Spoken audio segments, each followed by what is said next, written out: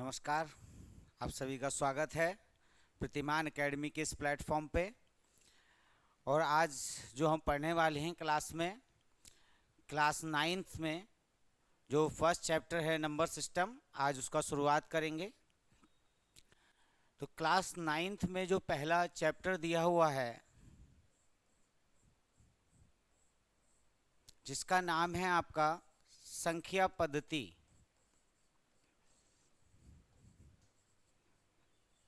और संख्या पद्धति को अंग्रेजी में बोला जाता है नंबर सिस्टम।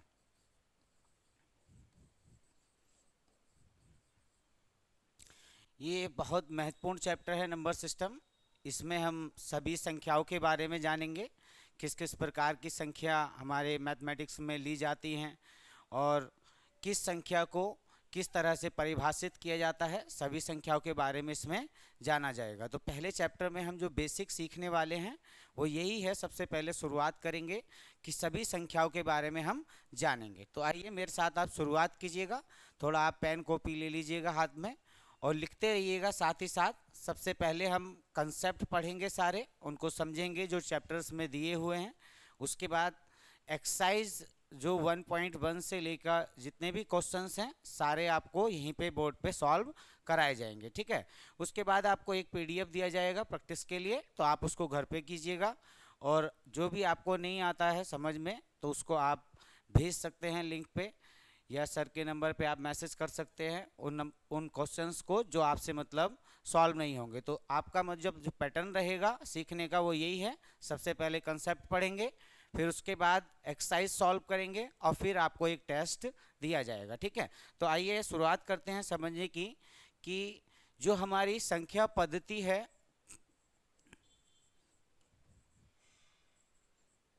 जिसको बोला जाता है नंबर सिस्टम,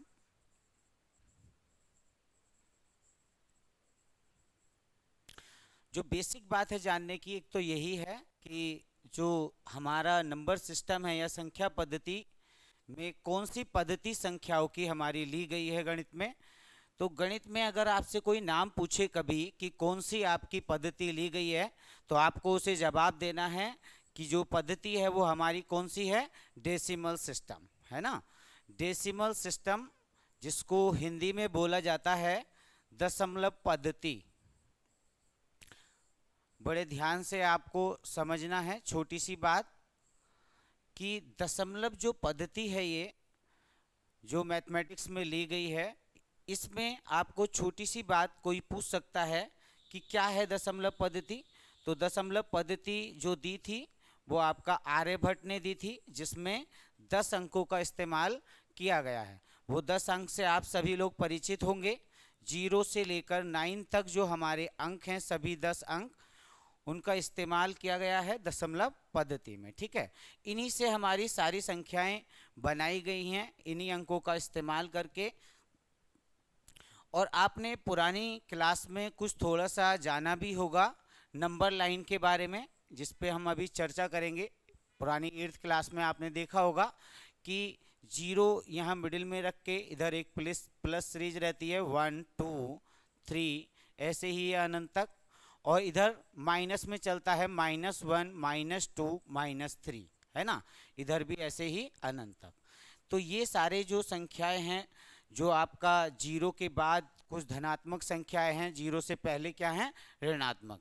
पर जो सभी अंक हैं वो क्या हैं, 0 से लेकर 9 तक के अंकों का ही इस्तेमाल आपका किया जाएगा। तो 8th क्लास तक हमने यही सब पढ़ा था।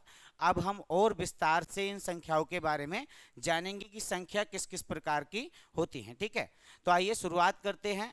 जो हमारी सभी संख्याएं हैं जिनको बोला जाता है सम्मिश्र संख्याएं, आप इस चार्ट को देख लीजिएगा, फिर उसके बाद आप समझ पाएंगे। अगर आप अकेले अकेले सभी संख्याओं को समझेंगे तो एक तरह से आप रट लेंगे और रटने के बाद भूल जाएंगे। तो आप साथ ही साथ में डायग्राम बनाइएगा, जिस तरह से हम डायग्राम बनाएंगे कि किस तरह से संख्याओं को बांटा गया है, किस तरह से विभाजित किया गया है। तो कॉम्प्लेक्स नंबर इनको बोला जाता है। सम्मिश्र संख्याएं जो होती हैं उनको अंग्रेजी में बोलते हैं कॉम्प्लेक्स नंबर्स, है ना। कॉम्प्लेक्स नंबर्स को 2 पार्ट्स में आपका डिवाइड किया गया है। एक हैं आपके रियल नंबर,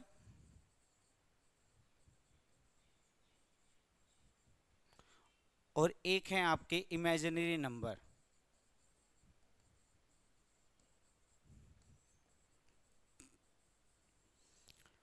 रियल नंबर को हिंदी में बोला जाता है वास्तविक संख्याएं।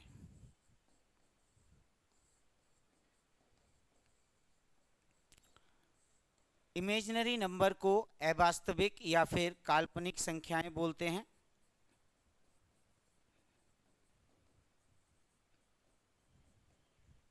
ये जो आपका पोर्शन है इमेजिनरी नंबर या काल्पनिक संख्याएं जो होती हैं, वो सब हम स्टडी करते हैं 11th और 12th के सिलेबस में आती हैं, तो अभी इससे तो आपका कोई मतलब खास रहेगा नहीं। आपका जो 10th क्लास में फर्स्ट चैप्टर आएगा, 9th जब आप पढ़ चुके होंगे, तो वो आप पहले चैप्टर का नाम ही देखेंगे, क्या होगा, रियल नंबर्स। तो हमें बेसिकली जो जानने हैं वो सारे हमें रियल नंबर्स के बारे में जानना है कि रियल नंबर्स क्या होते हैं। तो आइए शुरुआत करते हैं रियल नंबर की। रियल नंबर को आप साथ साथ डायग्राम बना लेंगे। रियल नंबर्स जो हैं आपकी वास्तविक संख्याएं,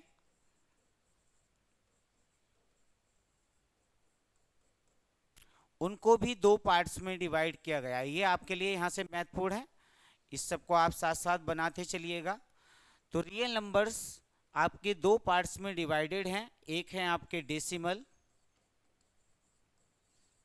जिन्हें कहा जाता है दशमलव, और एक नंबर इसके अंदर आते हैं वो कहलाते हैं इंटीजर। इंटीजर्स यानी उनको हिंदी में बोला जाता है पूर्णांक, है ना। तो दो तरह से आपके रियल नंबर्स डिवाइडेड हैं। किस तरह से? एक है आपकी डेसिमल यानी दशमलव है, और एक है आपके इंटीजर्स यानी पूर्णांक है। तो हमारे जो वास्तविक संख्या रिप्रेजेंट करने का चार्ट है वो क्या होता है, माइनस इन्फिनिटी से लेकर -3, -2, -1, 0, 1, 2 और ऐसे ही प्लस तक, इन्फिनिटी तक जितने भी ये नंबर्स हैं वो सारे क्या होते हैं, हमारे रियल नंबर्स। या इसमें कहें कि -4.5 या 1.2, ये जितने भी नंबर्स होते हैं, दशमलव भी और आपके पूर्णांक भी, दोनों किसके अंदर हम स्टडी करते हैं, रियल नंबर्स के। तो हमें समझ लेनी है यहाँ पे ये बात कि नंबर्स जो हैं रियल वो दो तरह के हैं। एक आपने देखे होंगे दशमलव में, जिसमें दशमलव लगा रहता है, जैसे 1.3 लिखा हुआ है, 0.4 लिखा है ना। ये सारे नंबर्स क्या हैं, दशमलव हैं, है ना। और बाकी इंटीजर्स किन्हें कहते हैं, जिनमें दशमलव नहीं लिखा है, यानी 1, 2, जैसे -4, -5, ये सारे हमारे क्या हैं, आपके इंटीजर्स कहलाते हैं, ठीक है, जिनमें दशमलव नहीं होता। तो हम एक एक करके जानेंगे। पहले सबसे पहले हम दशमलव के बारे में जानेंगे कि दशमलव जो हैं, दशमलव संख्याएं यानी डेसिमल नंबर्स। साथ साथ यहीं पे देखते रहिएगा, इससे क्वेश्चंस इसमें आएंगे भी जब हम चैप्टर्स के क्वेश्चंस कर रहे होंगे। दशमलव संख्याएं जो हैं वो दो तरह से दशमलव आप देख सकते हैं, कुछ तरह से। जैसे सबसे पहला आप दशमलव देखें तो मैंने लिखा जैसे 0.5, ये एक तरह का दशमलव है, ठीक है। एक मैंने लिखा 0.444, ऐसे डॉट डॉट लगा है, ये भी एक तरह का दशमलव है ना। और ऐसे ही एक लिखा है 0.1528974224, ऐसे है डॉट डॉट लगा हुआ है, ठीक है। आगे तो एक तो है आपका ये वाला दशमलव, और एक है ये वाला, और एक है ये वाला। इन दोनों में, इन सारे दशमलव में हमें एक बात कॉमन दिख रही है, क्या? एक चीज कि इसमें तो यहाँ पे रिपीट हो रहा है, जैसे मैं 0 0 आगे लगा दूं तो 0 इसमें रिपीट हो रहा है, ठीक है, पुनरावृत्ति हो रही है। और इसमें 4 रिपीटेशन हो रहा है, 4 का, है ना। इसमें किसी का भी रिपीटेशन नहीं हो रहा है। तो हमें ये बात समझनी है, दशमलव का जो प्रकार है वो किस किस तरीके का है। एक तो होते हैं हमारे शांत आवर्ती के।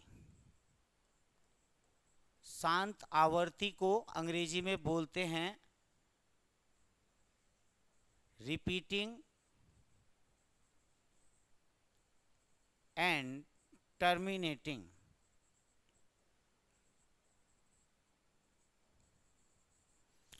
शांत आवर्ती है ना।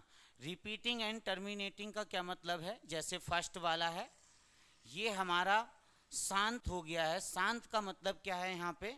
जैसे हम इसको अगर रेशनल फॉर्म में लिखें, 0.5 इक्वल टू क्या था? बेसिकली 5/10 हो जाएगा, ये पॉइंट हटा के 10 लगा लेंगे।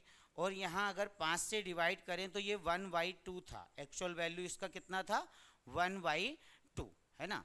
1/2 का जब डेसिमल एक्सपेंशन किया गया, इसको कन्वर्ट किया गया डेसिमल में, तो हमारा कितना आया है? 0.5 आया है। ठीक, तो जब 0.5 आया तो ये आपने जैसे ही आपने 2 से 1 को डिवाइड करना शुरू किया, सबसे पहले डेसिमल लगाया, यहाँ पे 0 आ गया। ठीक है, और उसके बाद आपने 5 टाइम्स इसको डिवाइड कर दिया, 2 पंजे 10, और ये यहाँ पे पूरा कट गया। तो अगर हमारा कोई संख्या इस तरह से पूरा कट जाता है डेसिमल में कन्वर्ट करते हुए, यहाँ पे पूरा सिंप्लीफाई हो जाता है, तो हम उसे कहते हैं, उसका आवर्ती जो है वो कैसी है? शांत। शांत यानी वो हमारा टर्मिनेटिंग है। आवर्ती का मतलब रिपीटेशन भी है इसमें। क्या रिपीटेशन हो रहा है? मैंने आपको बताया था 0। तो एक तरह का दशमलव तो हमारा इस तरह का हो सकता है जिसकी आवर्ती हमारी कैसी हो? शांत हो, जो यहाँ पे पूरा कट जाए। दूसरे की बात करें तो एक होता है हमारा अशांत आवर्ती। मतलब आवर्ती तो उसमें हो रही है, जैसे यहाँ पे सेकंड वाले पे आप ध्यान दीजिएगा। सेकंड वाले उसमें आपकी आवर्ती हो रही है किस चीज की? 4 की, है ना। और आपका ये अशांत है क्योंकि इसमें डॉट डॉट लगा है। इसका मतलब यही है कि अनंत तक हमारा ये 4 आ रहा है। ये कैसे आया? जैसे यहाँ पे बात करें,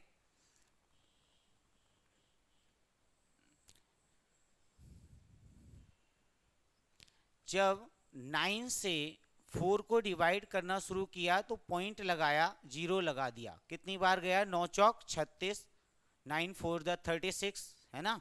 4 कैरी बच गया, फिर यहाँ पे दशम लगा था, फिर 0 लगाया, फिर 9 चौक 36।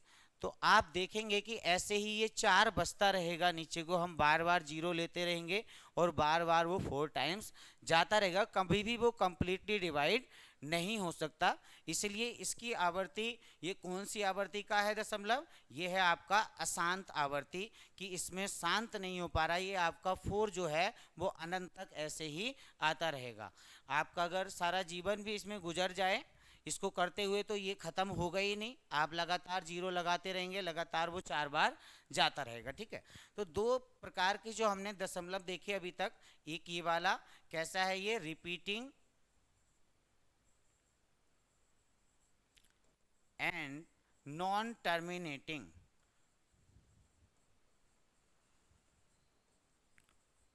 मतलब इसमें रिपीटेशन तो हो रहा है पर ये कैसा है? नॉन टर्मिनेटिंग है, यानी अशांत है ना। तो 2 तरह के तो ये होते हैं।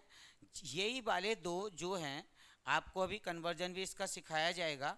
तीसरे वाले पे देखिएगा, इसमें तो कुछ भी मतलब रिपीट नहीं हो रहा है, तो इसको बोला जाता है, तीसरे वाले को, अशांत भी है और आपका ये अनावर्ती है।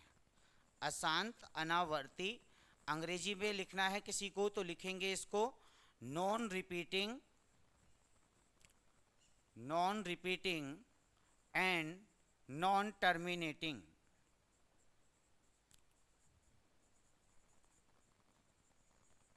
एक बार फिर समझ लीजिएगा, अभी तक हमने जो देखा, दशमलव के बारे में जाना, वो क्या जाना है हमने? कि दशमलव जो होते हैं वो 3 प्रकार के होते हैं। 3 प्रकार कौन कौन से हैं? याद कर लेंगे सभी लोग। पहले प्रकार का कैसा होता है? शांतावर्ती। ठीक है, फर्स्ट टाइप का शांतावर्ती हो गया। दूसरे प्रकार का जो दशमलव हमारा होता है वो कैसा होता है? आपका अशांत आवर्ती। ठीक है, और तीसरे प्रकार का हमने देखा, ये है आपका अशांत अनावर्ती, यानी non repeating and non terminating. ठीक है, तो आइए थोड़ा सा और जानते हैं इनके बारे में। अभी हमको ये बात समझ में आ गई है कि डेसिमल जो हमने जाने यानी दशमलव, वो हमने 3 तरह के दशमलव जाने। कौन कौन से? एक आपका शांत आवर्ती,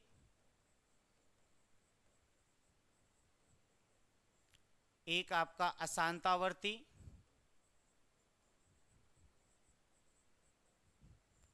और एक है आपका अशांत अनावर्ती।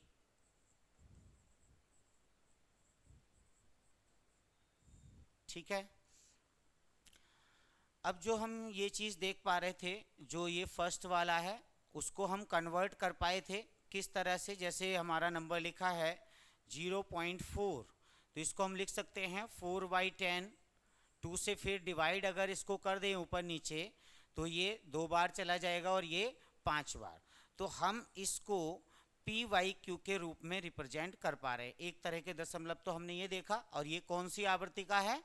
शांत आवृत्ति का दशमलव है, क्योंकि इसके बाद कुछ भी नहीं लगा हुआ, सीधे क्या हो रहा है, इसमें 0 रिपीट हो रहा है लास्ट में, और यहाँ पे डॉट डॉट नहीं लगा है। तो आप कह सकते हैं इसे देखते ही कैसी आवर्ती का है? शांत आवर्ती का है। और इसको हम आसानी से PYQ के रूप में रिप्रेजेंट कर पा रहे हैं, यानी इस फॉर्म में हम कन्वर्ट कर पा रहे हैं, भिन्न के रूप में हम रिप्रेजेंट कर पा रहे हैं इसको। ठीक है। दूसरा, ये तो आसान है, इसको आप आराम से कर सकते हैं इस तरह से। ठीक है। दूसरा वाला जैसे हमने लिख दिया यहाँ पे 0.7777 और ऐसे लिखा है, डॉट डॉट लगा है। ठीक है। अब इसको हम कैसे कन्वर्ट करेंगे? कौन से? PYQ के फॉर्म में, क्योंकि ये जो हैं दो शुरू के, इनको हम PYQ के फॉर्म में दोनों को बदल सकते हैं। दोनों ही दशमलव जो हैं ये वाले ऊपर वाले, एक तो शांत आवर्ती और अशांत आवर्ती, दोनों ही हम PYQ के रूप में बदल सकते हैं। जैसे एक एग्जाम्पल हमने शांत आवर्ती का लिया, दूसरा एग्जाम्पल हमने अशांत आवर्ती का लिया है। तो इस प्रकार के दशमलव को आप अगर लिखना चाहें तो आप ऐसे भी लिख सकते हैं, ये ऐसे भी लिखा सकता है 0.7 पे ऊपर क्या लगा होगा आपका? ये बार का साइन लगा होगा। ठीक है। इसका मतलब क्या होता है? इसका मतलब ये होता है कि ये जो अंक है जिसके ऊपर ये बार लगा है, ये लगातार अनंत तक आपका आता रहेगा, बार बार ये आता रहेगा अनंत तक, चाहे आप कितना भी कोशिश करें, ये खत्म नहीं होता है। तो इसीलिए इस साइन को रिप्रेजेंट करने के लिए हम ऐसे भी और इस प्रकार भी इसे लिख सकते हैं। ठीक है। तो इस प्रकार के जो दशमलव होते हैं हम उन्हें कैसे बदलेंगे PYQ के फॉर्म में, पहले ये देखेंगे। तो इस प्रकार के दशमलव को हम सबसे पहले मान लेते हैं कि x बराबर हमने मान लिया 0.7 पे बार है। ठीक है। x बराबर क्या है? 0.7 पे बार है। इसको हम पहला समीकरण बना लेते हैं, प्रथम फर्स्ट इक्वेशन बना लेते हैं इसको। ठीक है। जो माना है हमने, माना या लेट अंग्रेजी में लिख सकते हैं, जो बच्चे अंग्रेजी में लिख रहे हैं। ठीक है। तो इसको हमने लिख लिया। इसके बाद हमने देखा कि एक अंक के ऊपर यदि बार है, ध्यान से सुनना है सभी को, यदि एक अंक के ऊपर बार लगा हुआ है तो दोनों साइड इस इक्वेशन में, दोनों साइड हम 10 से मल्टीप्लाई कर देंगे। ध्यान से सुनना है, अगर एक अंक पे लगा है बार तो दोनों साइड हम 10 से मल्टीप्लाई कर देंगे। तो पहले जब 10 से x में मल्टीप्लाई होगा तो कितना हो जाएगा? ये 10x बराबर, जैसे ही 10 से मल्टीप्लाई करेंगे 0.7 में बार। ठीक है। तो आपने ये बात समझी होगी, बचपन में पढ़ी भी होगी, कि अगर लिखा है 1.23 और मैं 10 से इसकी मल्टीप्लाई करूं तो दशमलव एक स्थान आगे खिसक जाएगा। क्या हो जाएगा? दशमलव एक स्थान आगे खिसक जाएगा। कितना हो जाएगा? इसका आंसर 12.3 है ना। तो इसी बात को यहाँ पे जब 10 से मल्टीप्लाई करेंगे, आप जानते हैं कितना है? 0.77 और अनंत तक इसमें 7 आ ही रहा है। तो जैसे ही आप 10 से मल्टीप्लाई करेंगे कितना हो जाएगा? 7.7 पे बार, 7.7 पे बार ये हमारा आ जाएगा। और इसको हम बना देंगे क्या? Second equation. ठीक है। ये हमारा क्या हो जाएगा? सेकेंड इक्वेशन हमारा बन जाएगा। तो उसके बाद आपको करना क्या है? जो आपके ये दो इक्वेशन आए हैं, अब आप देख सकते हैं कि दशमलव के बाद जो संख्या है वो आपकी क्या हो चुकी है? समान। और अब हम इसको इससे घटा देंगे, यहाँ पे लिख भी सकते हैं समीकरण 2 को, समीकरण 1 को 2 से घटाने पर, अंग्रेजी में भी लिख सकते हैं by subtracting equation first from the equation second. हम यहाँ पे देखेंगे 10x से अगर x घटाएंगे तो कितना बचेगा 9x, 10x से x घटा देंगे कितना बचेगा 9x, ठीक है।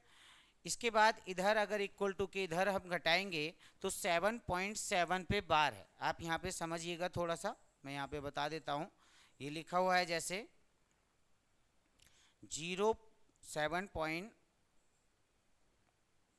7 पे बार लगा हुआ है, इससे हमें क्या घटाना है 0.7 पे बार, ये हमें माइनस करना है इससे। तो आप जानते हैं माइनस का रूल होता है कि अगर सेम अंक से हम सेम अंक घटाते हैं तो कितना आता है 0 आता है। तो इधर दशमलव के इधर कितना आ जाएगा 0, 7 पे बार से 7 पे बार घटेगा तो कितना आ गया 0, और इधर 7 से 0 घटेगा तो कितना आ जाएगा 7।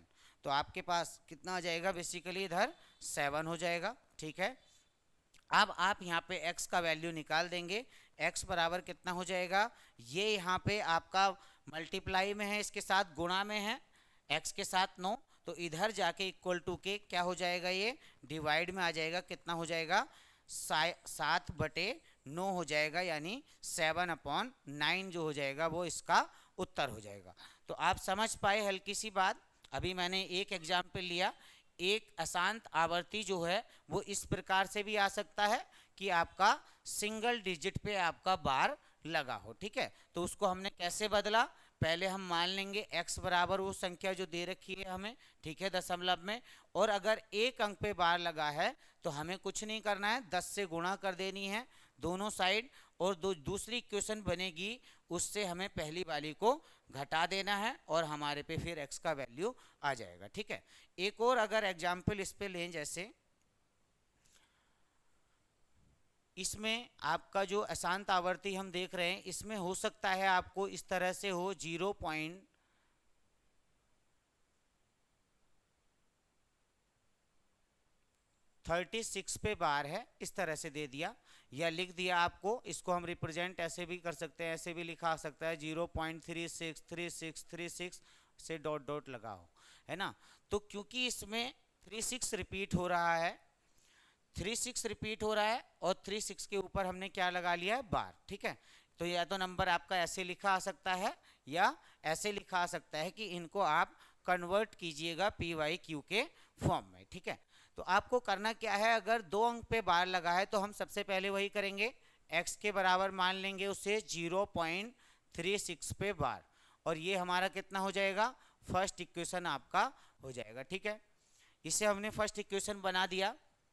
अगर 2 संख्याओं पे बार लगा होगा तो ध्यान रखेंगे इधर भी आप 100 से मल्टीप्लाई करेंगे और आप इधर भी 100 से ही मल्टीप्लाई करेंगे, ठीक है। 100 से मल्टीप्लाई भी हम क्यों कर रहे हैं, वहाँ पे 10 से क्यों कर रहे थे, है ना, या 3 संख्याओं पे होगा तो 1000 से क्यों करेंगे, वो भी आप समझिएगा। अभी मैं समझाता हूँ। जैसे इधर आपने मल्टीप्लाई किया कितना हो गया 100x, इधर किया कितना हो जाएगा ये, अब देखो दशमलव जो है वो 2 स्थान आगे चला जाएगा, ठीक है, दशमलव जो हो जाएगा वो 2 स्थान आगे चला जाएगा 100 से मल्टीप्लाई होके, यानी ये हो जाएगा 36.36 पे बार।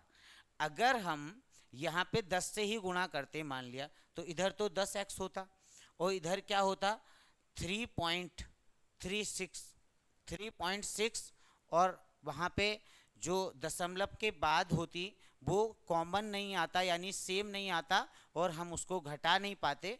इसलिए आप समझ लीजिएगा अगर 2 अंकों पे हमारा बार लगा है तो हमें किससे घटाना है, मतलब मल्टीप्लाई करना है, हमें 100 से मल्टीप्लाई करना है ताकि हमारा आराम से उसे घटाया जा सके, ठीक है। तो यहाँ पे सेकंड ये वाली जो इक्वेशन हम मान लेंगे क्या हो जाएगी, ये सेकंड इक्वेशन हो जाएगी, ठीक। अब इसके बाद आपने समझा था कि आप क्या करेंगे, समीकरण 2 से यानी इक्वेशन 2 से समीकरण 1 को घटा देंगे, समीकरण 1 को घटाने पर, ठीक है, घटाएंगे आप, क्या बचेगा घटाने पे, तो आप आराम से इधर देख सकते हैं 100x से अगर एक x जाएगा तो कितना बचेगा आपका 99x बचेगा बराबर। ठीक है, इधर आपका 3.36 पे बार यानी 36 पे बार है ये। इससे हमें क्या घटाना है, इधर साइड क्या था 0.36 पे बार है ना, क्योंकि हमें दशमलव के बाद ये समान लाना था ताकि हम इसको आराम से माइनस कर सकें, इसलिए हम क्या कर रहे हैं, अभी 2 अंक थे तो 100 से हमने मल्टीप्लाई किया ताकि ये दशमलव यहाँ पे पहुँच जाए और इधर ये समान डिजिट हो जाए। ठीक है, तो आपका इधर दशमलव के इधर कितना हो जाएगा 36 पे बार है, 36 पे बार से हम 36 पे बार अगर घटाएंगे तो इधर कितना आ जाएगा हमारा 0 आ जाएगा, और इधर 36 से 0 माइनस होगा तो कितना आ जाएगा 36। अब आप समझ गए होंगे इधर हमारा कितना बच गया है, ये 36 हो जाएगा। ठीक है, तो x का वैल्यू अगर यहाँ से हम देखें तो x का वैल्यू कितना आ जाएगा 36 है, और ये 99 जो आपका मल्टीप्लाई में है x के साथ वो उधर जाके डिवाइड में हो जाएगा, वो कितना आ जाएगा 99 नीचे आ जाएगा ये। अब आप अगर आपका डिवाइड हो पा रहा है किसी अंक से, देखना भी है आपको, अगर आप कन्वर्ट कर रहे हैं इस प्रकार के दशमलव को, तो आप देखेंगे कि अगर ये डिवाइड हो रहा है, जैसे ये 9 से डिवाइड हो रहा है 9 चौक 36 और 9 से कितना हो रहा है ये 11, तो आप समझ गए ये जो डेसिमल रिप्रेजेंटेशन हमें दिया हुआ था वो किसका था, हमारा 4/11 था। क्योंकि आप अगर यहाँ पे 11 से अगर 4 को डिवाइड करेंगे तो क्या होगा, देखो पॉइंट लगाएंगे 0 लगाएंगे, 11 तिया 33, यहाँ पे आपका 7 बचेगा, फिर आप 0 लगा लेंगे, 11 छंग 66, फिर आपका 4 बच जाएगा, फिर आप 0 लगा लेंगे, 11 तिया 33, फिर आपका 7 बच जाएगा, फिर आपका 0 आ जाएगा और 11 छंग 66, और ये फिर से 4 बच जाएगा। तो ऐसे ही आप करते रहेंगे तो आप समझ गए होंगे ये 36 क्या होता रहेगा, रिपीट होता रहेगा। तो आपको अभी तक हमने जो जाना, ये जाना कि हम शांत आवर्ती के दशमलव जो हैं उनको आराम से PYQ में हम बदल सकते हैं, और अभी हम देख रहे हैं जो अशांत आवर्ती के होते हैं उन्हें हम कैसे बदलते हैं। ठीक है, तो हमने एक तो फॉर्मेट देखा था कि अगर एक ही संख्या पे बार लगा होगा तब हम कैसे बदलेंगे, और अभी हमने देखा कि दो संख्याओं वाला। अब एक एग्जाम्पल लेते हैं, जब हमारे पे 3 संख्याओं पे बार दे दिया गया, जैसे 0.123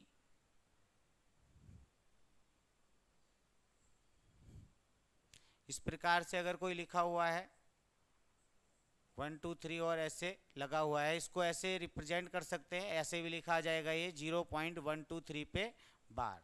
क्योंकि अब 1 2 3 तीनों अंकों पे बार लगा है, इसका मतलब क्या है 3 अंक जो हैं वो अनंत तक आपके रिपीट हो रहे हैं। तो सबसे पहला स्टेप जो हमें करना होता है, क्या करेंगे, x बराबर मान लेंगे हम, ये कितना है 0.123 पे बार। ठीक है, अब आपका 3 संख्याओं पे बार है, ध्यान देना है, अब 3 संख्याओं पे बार है, इसीलिए इधर भी हम 1000 से करेंगे मल्टीप्लाई, और इधर भी हम किससे करेंगे 1000 से मल्टीप्लाई हम कर देंगे। ठीक है, तो इधर हम जब 1000 से मल्टीप्लाई करेंगे कितना आ जाएगा 1000x आ जाएगा आपका, इधर मल्टीप्लाई करेंगे तो दशमलव आगे को 3 स्थान खिसक जाएगा, यानी कितना हो जाएगा 123.123 पे बार। ठीक है, इसे करने के बाद ये आपका जो हो जाएगा वो फर्स्ट इक्वेशन था, और ये क्या था आपका सेकंड इक्वेशन था। वही सेम प्रोसेस करना है कि समीकरण 2 से हम समीकरण 1 को घटा देंगे,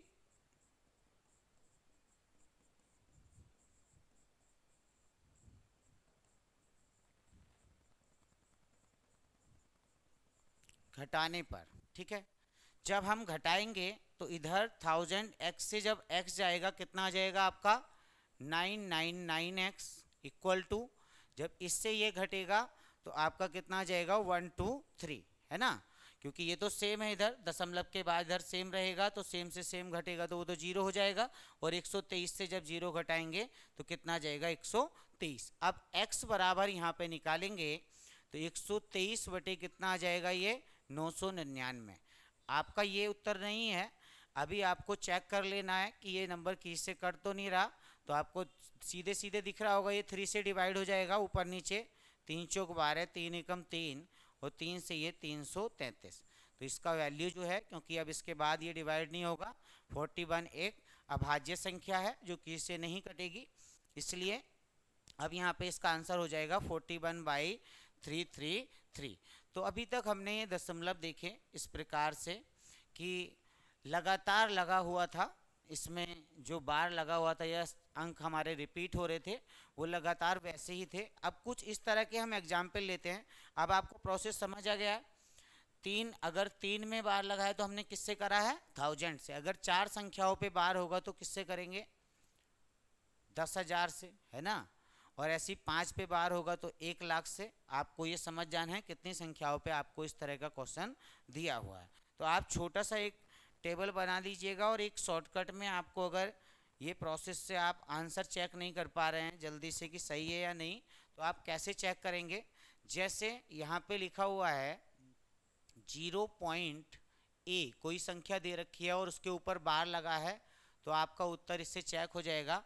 ऐसे आप शॉर्टकट में देख सकते हैं कि ए संख्या के नीचे लगा के अगर 1 पे बार है संख्या पे तो 1 9 लगा दीजिए, इसका उत्तर ये हो जाता है। जैसे एग्जाम्पल के लिए हमने बदला था 0.4 पे बार था, इसको अगर बदलें तो कितना हो जाएगा? अगर 4 पे बार लगा तो 4 लिखेंगे और नीचे एक संख्या पे बार है इसलिए 1 9 आप लगा देंगे। आप आंसर चेकआउट ऐसा कर सकते हैं। एग्जाम में आप जब लिखेंगे आपको वैसे ही करना है, ठीक है। नहीं तो इस प्रकार से अगर आप कर देते हैं तो आपका एग्जामिनर जो है आपका वो नंबर काट सकता है। आप बस आंसर इस तरह से चेक कर लेंगे। आप देखेंगे जैसे लिखा हुआ था 0.ab पे बार लिखा हुआ है कहीं, तो इसका आंसर जब हम निकालेंगे तो ऊपर जो संख्या है ए बी जिस पे बार लगा है वो लिखेंगे, और अगर 2 संख्याओं पे बार है तो नीचे आपको दोनों लगा देने हैं। जैसे अभी हमने देखा था 0.36 पे बार था, 36 पे बार को हम बदलेंगे अगर पी बाई क्यू फॉर्म में तो 36 लिख के हम नीचे 2 9 लगा सकते थे और 9 से हम काट देते, 9 चौक 36 और 9 से ये 11 बार, यानी हमारा इसका उत्तर चेक कर लेते हैं। हमारा उत्तर ठीक है 4/11, ठीक है। ऐसे ही आपका तीसरा भी हमने फॉर्मेट देखा 0.abc 3 संख्याओं पे बार है, तो आपको ऐसे ही करना है। abc लगा के नीचे अगर 3 संख्याओं पे बार है 3 9 आप लगा लेंगे। जैसे अभी चेक किया 0.123 पे बार, तो इसको हम अगर आंसर निकालते 123 अपॉन 3 9 हमारे नीचे ये आ जाते और यहीं पे आपका डिवाइड हो जाता, कितना हो जाता? 41/333। तो ये हमारा आंसर आया था।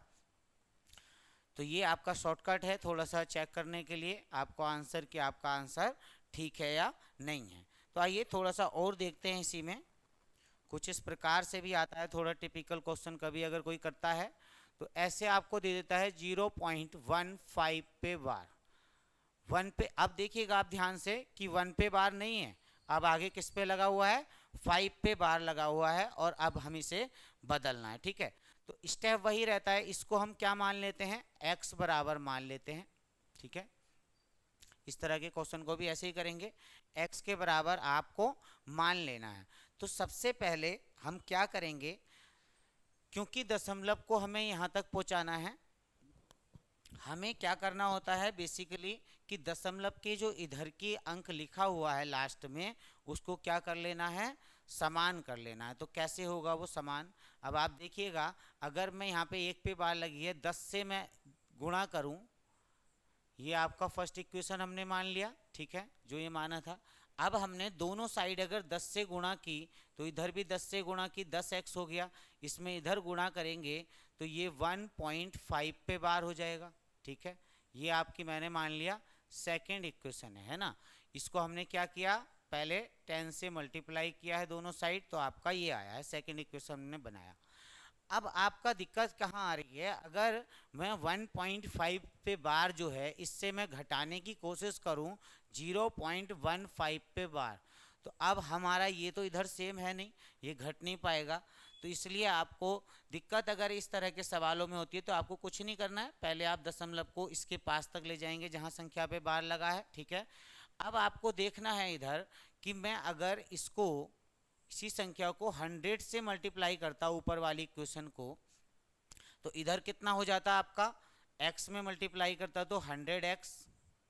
ठीक है, अब क्योंकि आपको यहाँ पे पहुँचाना है इसको, ठीक है, ताकि इसमें आगे तो 5 है ही है, इसको अगर मैं लिख दूं आगे तो ये 1.5, इसका बार का मतलब है आगे 5 5 है इसमें, तो आपको दशमलव को यहाँ पे आपको प्लेस करा देना है, ताकि उसमें जो है 10 अगर 100 से मल्टीप्लाई हुई, इधर 100x आ गया, इधर मल्टीप्लाई होगी तो ये दशमलव 2 स्थान खिसकेगा, यानी ये कितना हो जाएगा 15.5 पे बार। ठीक है, ये मैंने मान ली कितना हो गया, इक्वेशन नंबर 3। अब आप ध्यान से समझिएगा, अब हम पे इक्वेशन सेकंड और थर्ड को अगर देखें तो आपका ये दशमलव के बाद जो है वो क्या हो गया है, आपका सेम हो गया है। अब हम इसे सॉल्व कर सकते हैं कि हम इक्वेशन 3 से, यानी समीकरण 3 से हम क्या करेंगे, समीकरण 2 को घटा देंगे। समीकरण 2 को घटाने पर जब हम 3 से दूसरी वाली समीकरण को घटाएंगे तो यहाँ पे 100x से जब 10x घटेगा कितना बचेगा, 90x। और आपका 15.5 पे बार से जब आप घटाएंगे 1.5 पे बार, तो ये तो आपका गलत हो गया था, ये तो हो ही नहीं पाया था, है ना।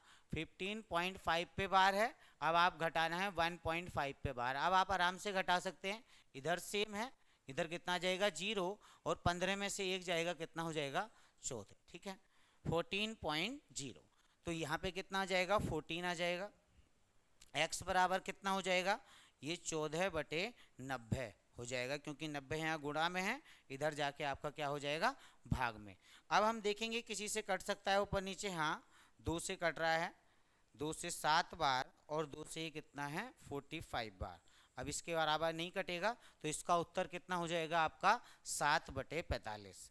तो जब आप चेक करेंगे कि 45 से अगर आप 7 को डिवाइड करेंगे तो आपका पॉइंट लगाएंगे 0 आ जाएगा, 45 से कम 45, 5 बचेगा और 2 25 बच जाएगा ये।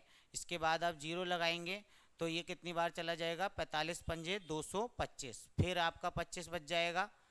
ठीक है, फिर आप 0 लगाएंगे, 45 पंजे 225, तो ये आपका 25 बचता रहेगा, आप 0 लगाते रहेंगे और ये आपका कितना आता रहेगा, ऐसे ही 0.1555, और ये कभी ख़त्म नहीं होगा। तो आपका ये रिपीटेशन आपको समझ आ गया किस प्रकार का था, कि जब आपको इस तरह से कोई दे देता है कि कोई डिजिट छोड़ के दशमलव के बाद और उस पर आपको बार लगा देता है, तो आपको इस प्रकार से उनको कन्वर्ट करना है। और थोड़ा सा क्या इसमें दे सकता है हमें, और देखते हैं। यहाँ पे जैसे इस तरह से कोई दे दिया 0.123 पे बार ऐसे लगा दिया, खाली 3 पे बार लगा है और 12 पे बार नहीं लगा है। ध्यान से देखना है, एक ही संख्या पे बार है। ठीक है, तो आपको सबसे पहले तो भाई आपको पहले स्टेप में क्या करना है, इसे x के बराबर मान लेना है। मैंने बताया इस दशमलव को हमें जिस संख्या पे बार लगा है उसके पास तक पहुंचा देना है। ठीक है, तो पहुंचाने का क्या रास्ता है, सबसे पहले अगर दशमलव को 2 स्थान कुदाना है तो आपको क्या करना है, पहली समीकरण दूसरी समीकरण बनाने के लिए तो प्रथम हो जाएगी, दूसरी समीकरण बनाने के लिए आपको इस दशमलव को यहाँ तक पहुँचाना है। ठीक है, यहाँ तक पहुँचाने के लिए 100 से मल्टीप्लाई होगा, तो 100 से कर दिया, कितना हो जाएगा ये 100x, और ये कितना हो जाएगा 12.3 पे बार। ठीक है, यहाँ तक तो हम पहुँच गए। ये क्या हो गई, आपकी दूसरी समीकरण हो गई।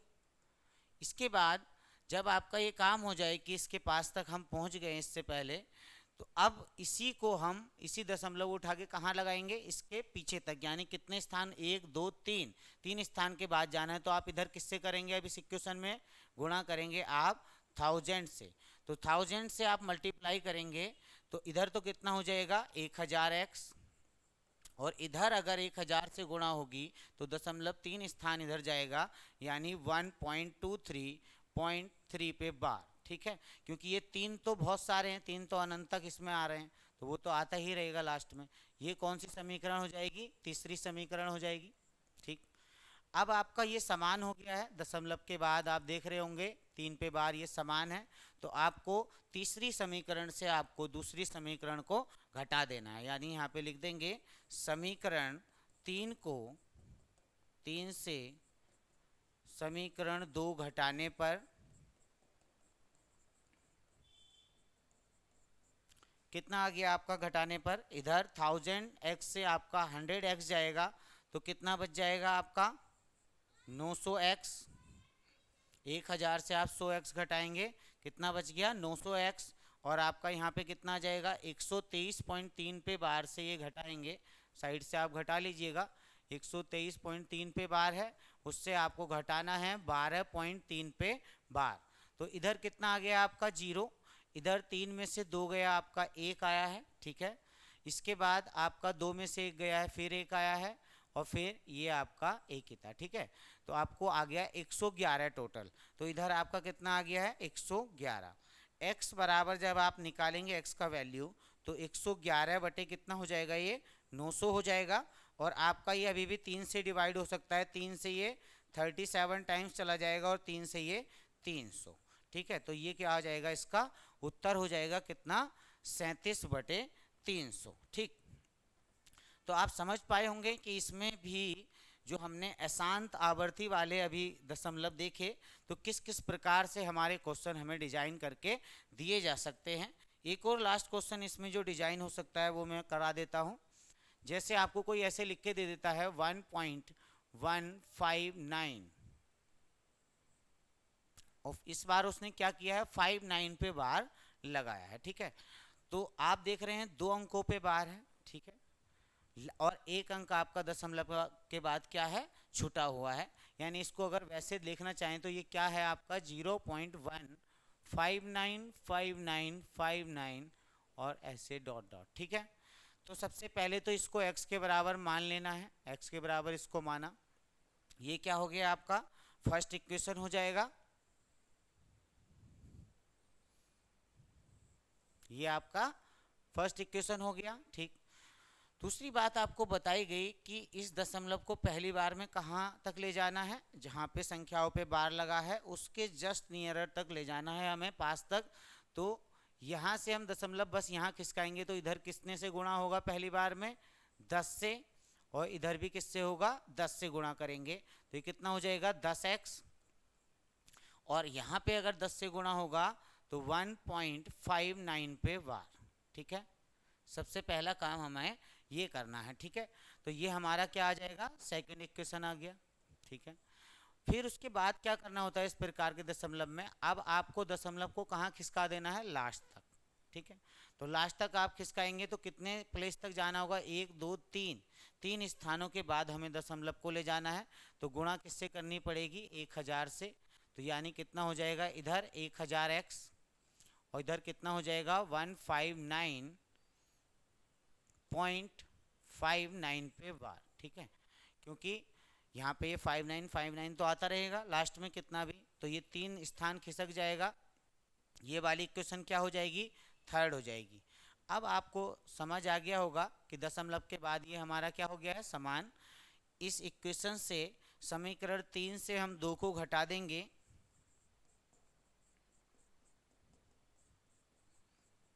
तीन से समीकरण 2 घटाने पर क्या मिलेगा हमें, इधर घटाएंगे 1000x से 10x तो कितना हो जाएगा 990x, इधर घटाएंगे 159.59 पे बार है, इससे ये घटाएंगे आप कितना बचेगा आपका 158। आप यहाँ पे देख लीजिएगा 159.59 पे जब बार आ रहा है इससे हम घटा रहे हैं 1.59 पे बार, तो इधर तो आपका 0 आ गया, इधर 851 है ना, तो 158 आ जाएगा।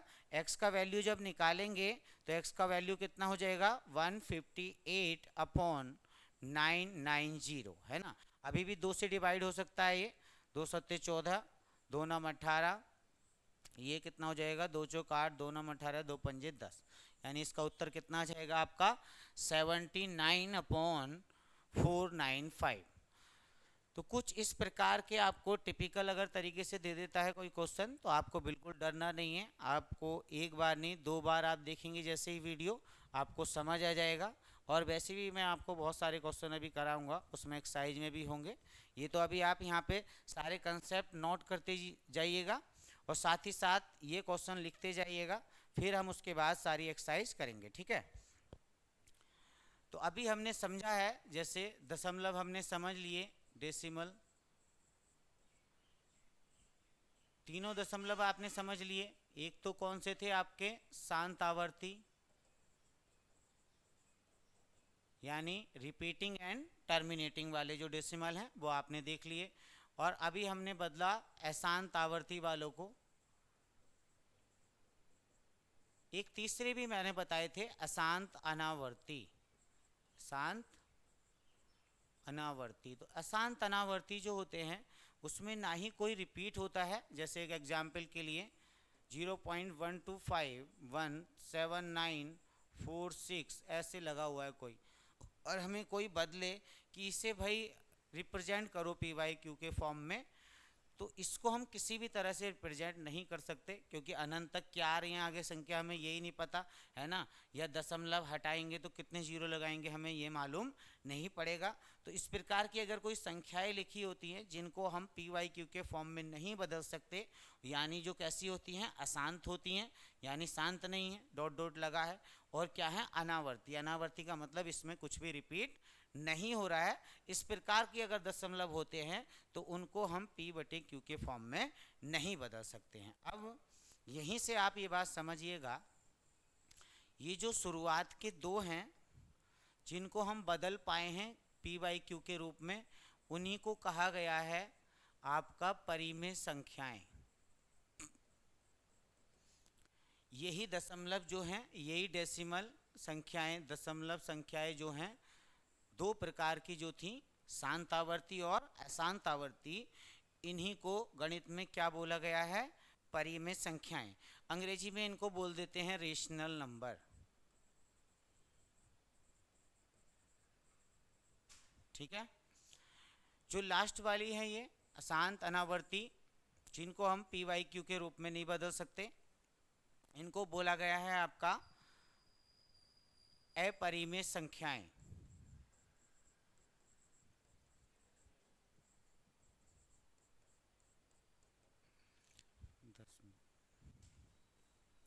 ये आपका है अपरिमेय संख्याएं, इनको अंग्रेजी में लिख लेंगे इरेशनल नंबर।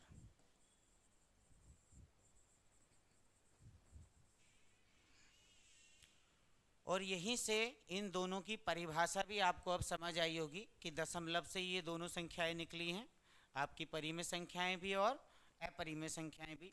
तो परिमेय संख्याओं की अब अगर आप परिभाषा बनाना चाहें तो आप खुद से भी स्वयं सोच सकते हैं क्या, कि हमने अभी अभी देखा कि ऊपर वाले दोनों को हम बदल पाए थे, यानी परिमेय संख्या की परिभाषा क्या हो गई,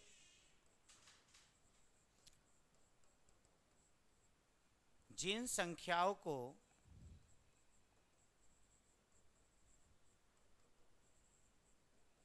p बटे q के रूप में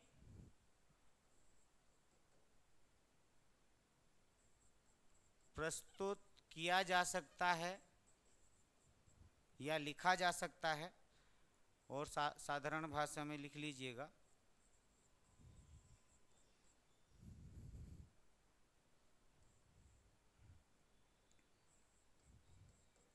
लिखा जा सकता है जहां p और q पूर्णांक हैं, और इसकी एक कंडीशन होती है, और q जो है हमारा 0 के बराबर नहीं हो सकता। तो परिमेय संख्याएं क्या होती हैं, जिन संख्याओं को हम p बटे q के रूप में लिख सकते हैं या लिखा जा सकता है, जहां p और q क्या है, पूर्णांक होंगे हमारे, और हमारा नीचे वाला जो डिनोमिनेटर है यानी हर है, q है, वो हमारा 0 नहीं होना चाहिए, है ना। तो जैसे ही हम पहले क्वेश्चन पे जाएंगे, हमसे पूछा जाएगा, अभी हमने जैसे देखे, इसके अगर उदाहरण की बात करें तो उदाहरण क्या हो जाएंगे, जैसे 0.4, अगर आपसे पूछे ये संख्या क्या परिमेय संख्या है, तो आप कह सकते हैं हाँ बिल्कुल है, क्योंकि हम इसे पी वाई क्यू के रूप में रिप्रेजेंट कर सकते हैं, तो ये आपकी परिमेय संख्या है। ठीक है, इसके बाद हम देखें, जैसे कोई लिख दे 0.67 पे बार, इस तरह से लिख दे कोई संख्या, आपसे पूछेगा क्या ये परिमेय संख्या है? हाँ ये परिमेय संख्या है, क्योंकि हम इसको भी रिप्रेजेंट कर सकते हैं पी वाई क्यू के रूप में, है ना। ऐसे ही आपसे कोई पूछे कि आपका -4 क्या परिमेय संख्या है? हाँ -4 भी परिमेय संख्या है। क्यों? -4 को हम लिख सकते हैं -4 बराबर -4/1, है ना। तो देखो ये हमारा क्या हो जाएगा P, और ये कितना हो जाएगा हमारा Q, और ये कंडीशन सेटिस्फाई कर रहा है कि Q हमारा 0 नहीं है। जो नीचे डिनोमिनेटर या हर जिसे कहते हैं वो हमारा कभी भी 0 नहीं होना चाहिए। अगर नीचे 0 लिखा है तो हम उसे परिमेय संख्या नहीं कह सकते। तो पहला सवाल हमारी किताब में यही आएगा। इसके बाद एक और एग्जाम्पल इसमें लिख लीजिएगा। जीरो क्या परिमेय संख्या है? हाँ 0 परिमेय संख्या है, क्योंकि 0 को आप लिख सकते हैं 0/1। 0 को अगर आप 1 से भी भाग करेंगे तो कितना आता है? 0। तो 0 को हम इस तरह से प्रदर्शित कर सकते हैं। 0 बराबर क्या हो सकता है? 0/1। ये किस रूप में लिखा गया? पी वाई क्यू के। और यहाँ पे देखो ये इसकी परिभाषा को बिल्कुल सेटिस्फाई भी करेगा। क्या? कि यहाँ पे P हमारा 0 है। P के बारे में कहीं नहीं लिखा गया है डेफिनेशन में कि P 0 भी हो सकता है, P नहीं भी हो सकता 0, पर हमारा जो नीचे है Q वो हमारा 0 नहीं होना चाहिए। तो इसलिए आपकी 0 भी क्या है? हमारी परिमेय संख्या है। तो ठीक है, आप उसमें जब देखेंगे एक्सरसाइज करेंगे तो ये आपको वहीं पे दिख जाएगा ये क्वेश्चन भी। अब आपसे थोड़ा सा और मैं इसमें आपको बताऊं, एक चीज़ और नोट कर लेना। कोई ऐसे लिख सकता है आपको कि √16 क्या एक परिमेय संख्या है? हाँ एक परिमेय संख्या है। क्यों? आपका √16 बराबर जब आप निकालेंगे तो कितना आ जाएगा? 4, और 4 को आप लिख सकते हैं 4/1। तो आपको एक बात तो समझ आ गई होगी, जितने भी ये पूर्णांक होते हैं जिनमें दशमलव नहीं होता, जैसे 1 2 3 4 5 -3 -4, है ना, जितने भी ये पूर्णांक हैं ये सभी क्या होते हैं? हमारी परिमेय संख्याएं होते हैं। ठीक है, तो आप यहीं पे छोटी सी बात इसके नीचे नोट करके लिख लेंगे, NOT लगाएंगे नोट। उसमें लिखेंगे क्या? सभी पूर्णांक परिमेय संख्याएं होते हैं।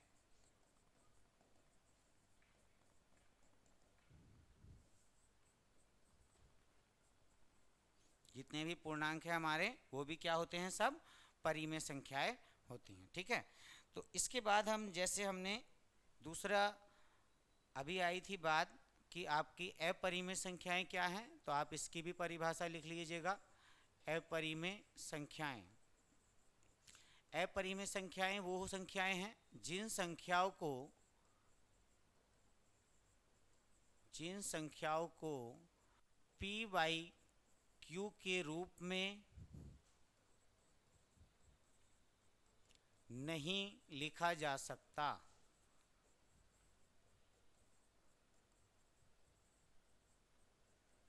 जिनको हम पी वाई क्यू के रूप में कभी नहीं लिख सकते हैं उनको कहा जाता है अपरिमेय संख्याएं। एग्जाम्पल में याद रखेंगे, पाई जो है, पाई हमारा अपरिमेय संख्या है। ठीक है, पाई का उदाहरण याद रखना है, पाई अपरिमेय संख्या है। और एक आध एग्जाम्पल जैसे √2, √3, ये इस तरह के जिन जिन संख्याओं का हम रूट नहीं निकाल सकते, जैसे 2 का अंडर रूट निकाले तो नहीं आएगा, पॉइंट में आता है, वो आता ही रहता है, एग्जैक्ट वैल्यू नहीं होता।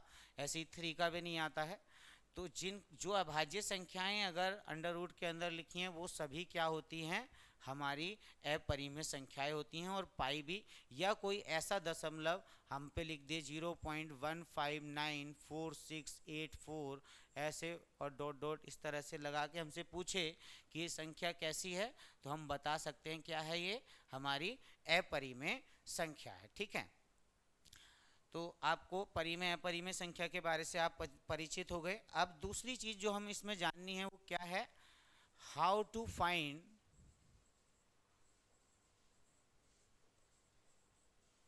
रेशनल नंबर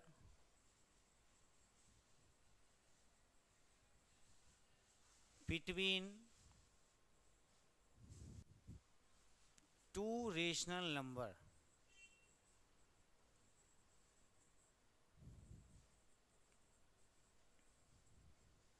यानी दो परिमेय संख्याओं के बीच, हिंदी में भी लिख लेना, दो परिमेय संख्याओं के बीच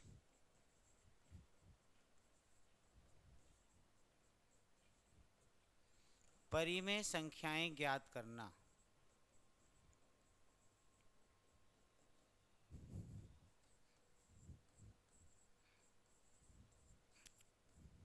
ठीक है, दो परिमेय संख्या हैं, कोई भी दो परिमेय संख्याओं ए और बी के बीच, इसमें लिख लो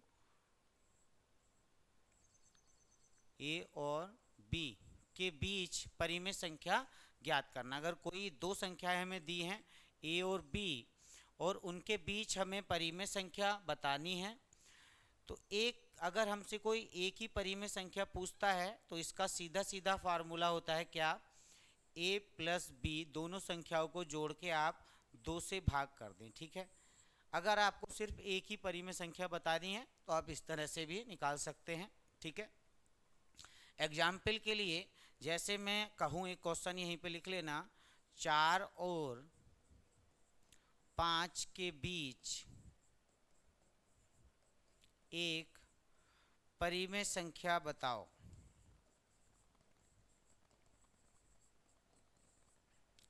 तो अगर एक ही हमसे पूछिए तब आपको कुछ सोचना ही नहीं है, दोनों आपको दे रखी है, ये 4 और 5 को आप जोड़ेंगे, ए बराबर कितना है यहाँ पे 4 है और बी बराबर कितना है आपका 5 है, तो 4 + 5/2 यानी कितना आ जाएगा 9/2।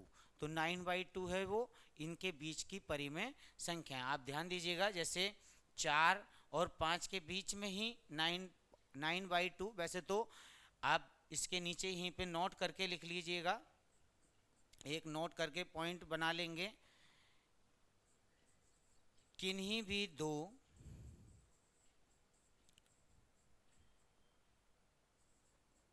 परिमेय संख्याओं के बीच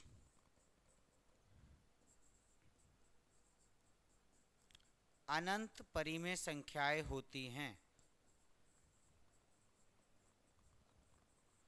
अनंत परिमेय संख्याएं होती हैं। बात क्लियर है यहाँ तक? ठीक है, हमने जैसे एक परिमेय संख्या भी निकाली 4 और 5 के बीच, तो एक तो हम निकाल ही सकते हैं। ठीक है, पर आप और भी अगर परिमेय संख्याएं जैसे निकालेंगे, नेक्स्ट क्लास में हम देखेंगे इसमें कि दो परिमेय संख्याओं के बीच हम अनंत परिमेय संख्याएं हम निकाल सकते हैं। तो यहाँ पे ये नोट कर लेंगे पॉइंट कि किन्हीं भी दो परिमेय संख्याओं के बीच हमारी अनंत परिमेय संख्याएं होती हैं। ठीक है, तो इससे आगे हम नेक्स्ट क्लास में कंटिन्यू करेंगे, आपका यही नंबर सिस्टम है। ठीक है, आप लगातार अपना पढ़ाई करते रहिएगा। अब ये क्लास स्टार्ट हो चुका है, 9th क्लास का पहला चैप्टर है और आपको तसल्ली पूर्वक यहाँ पे कराया जाएगा। पहले मैं अभी आपको कंसेप्ट समझा रहा हूँ, फिर एक्सरसाइज वाइज पूरे जो एनसीईआरटी के सारे क्वेश्चन हैं यहाँ पे हर एक एक्सरसाइज का क्वेश्चन कराया जाएगा, फिर आपका टेस्ट आपको दिया जाएगा। ठीक है, आप बने रहिएगा, पढ़ाई करते रहिएगा। धन्यवाद।